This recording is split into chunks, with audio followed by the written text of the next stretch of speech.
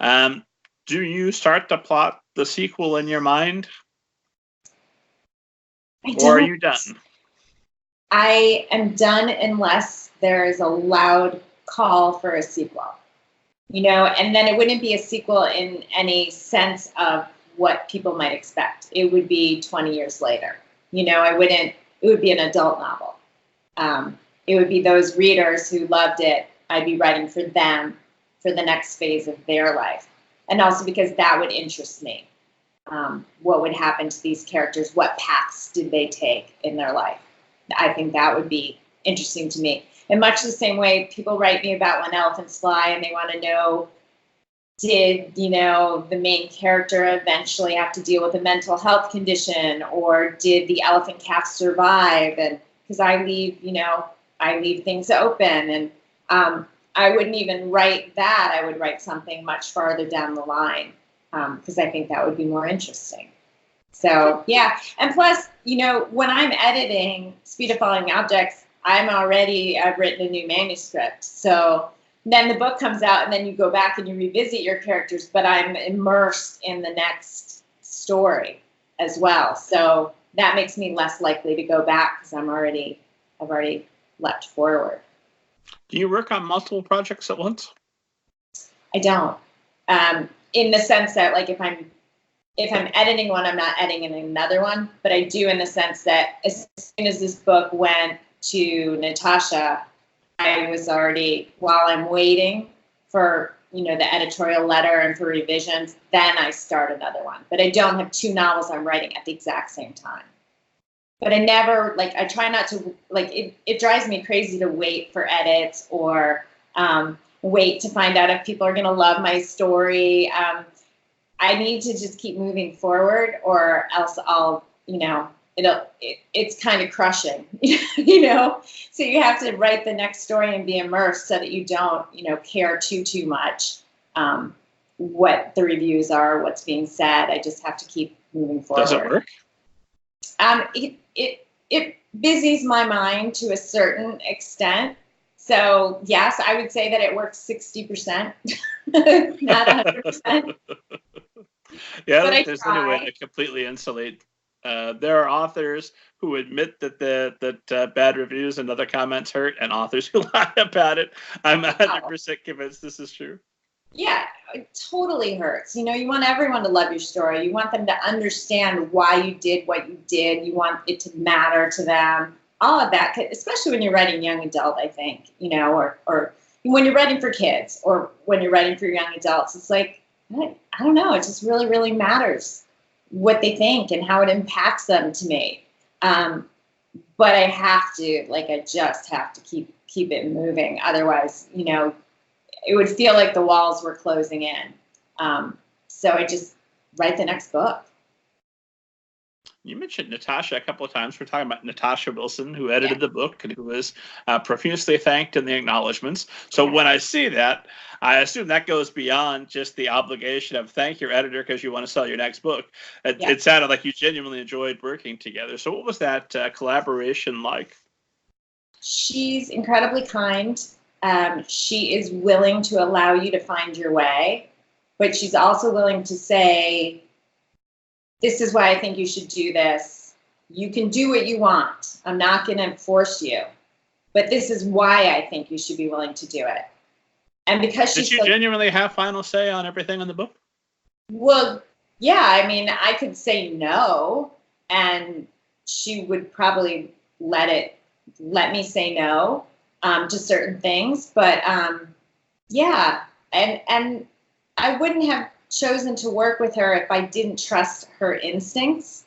I think she's got great instincts. I think that she's a really talented editor. So there's a thing with writers where, like, you fall in love with a sentence or a passage or a chapter, and I don't. Honestly, I don't. I don't think anything I write is so good or so precious that it can't be made better. And I'm really open to being edited. So when I get an editorial letter, the knee-jerk response is always like, holy crap, how am I going to do that? But then I think about it, and with both my books with Natasha, whatever I did that came about because of something she suggested made my story better. And I think because of working for the circus, because I did sport autobiographies where it wasn't my story and where they were heavily edited by the athlete's desire to be perceived in whatever way they wanted to be perceived, I had to let go of myself as the writer in those experiences. And so with Natasha, here I am in this situation where I've got this great editor and I really respect her. So it was strangely fun for me. And I'm somebody who loves the editing process. I love, like I go to see a movie and I am so disappointed if it's a great idea and it's not good because it was edited poorly. And I feel like that with books too. So every time you actually have an editor who really, really cares and is willing to spend the time to make your book better. And if you're pretty simpatico about what you wanted that book to be, if you both agree on what you want it to be, then it's a great experience and learning process. And you just have to kind of set, if you have a big ego, your ego aside. But yeah, so working with Natasha was awesome. You sound like an editor's dream, since you've already had that preciousness removed from you from the years of experience that you had writing, not on command. What's the term I'm looking for? It is, though. It's like no writer's block. I not to only make every deadline, but I'm a couple weeks before a deadline. I would never miss a deadline. I can't imagine missing a deadline. It just isn't part of. So yeah, for a girl who apologizes for everything, because you do, I will say that I think I'm a really, good person to work with, a good writer to work with an editor, because I'm really open to it. That said, if Tasha suggested something that I was so against, I would say something. It just wasn't my experience with these two books. We didn't ever have a moment where we clashed.